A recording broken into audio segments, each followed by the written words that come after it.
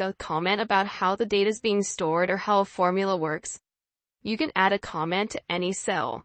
Comments typically are not displayed on the worksheet, but can be as needed. For example, in cell G2 here, maybe this number isn't final or you're not sure about it. And Jennifer is the one in charge of making sure that the final numbers are accurate. So you might want to add a comment to this cell.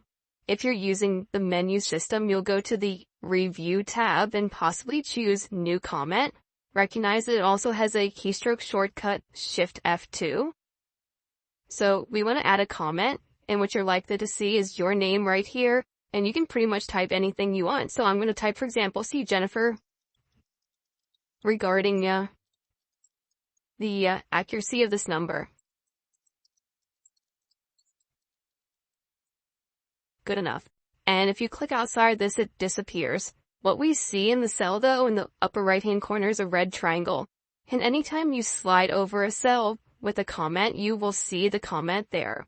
Now, if you have more than a few of these, you might want to see and eventually print this too, but you also have the option, and get to this a couple different ways. We could right-click on the cell and actually show hide comments. In other words, make it be visible. If somehow it were overlapping other data, we could point to its edge and drag it this way or that way to display it a little bit differently, but it's visible all the time now until we decide to take this off.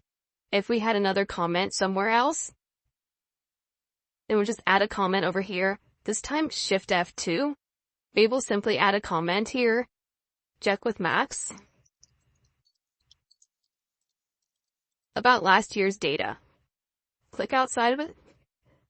Now, we're not seeing that one. We might want to see them all, so either individually, one by one, you can show hide these or hide them all, depending on what your needs are. You may not want to print these too.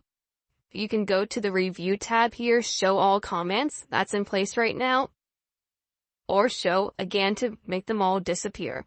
So, it's a handy tool. I've seen worksheets where these are used extensively and sometimes maybe too much, but here and there, if you've got the opportunity to help others who might be using this worksheet understand what's going on or to give them pointers as to what's happening, these are very effective.